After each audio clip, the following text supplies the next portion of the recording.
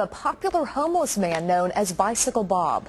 Dwight Morgan, or as he's known around Edmond as Bicycle Bob, was found murdered in October of 2009.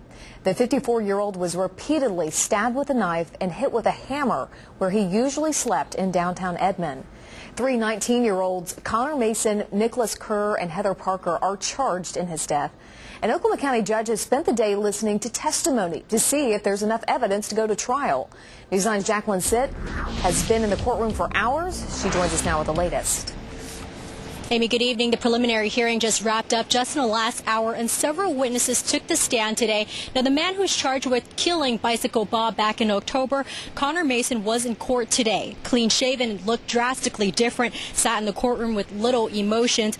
And a witness who took the stand was Sean Parker, whose wife, Heather Parker, was also connected to the murder.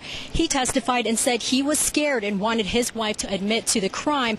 Heather Parker's charge has been reduced after testifying against Mason. She will be released from jail later this evening since she has served longer than 90 days in jail and will be sentenced to 5 months in probation. The state felt that the evidence that we had on Ms. Parker was probably a bit thin, and we chose to amend her charge to a misdemeanor, which better conformed with what the evidence was that we had.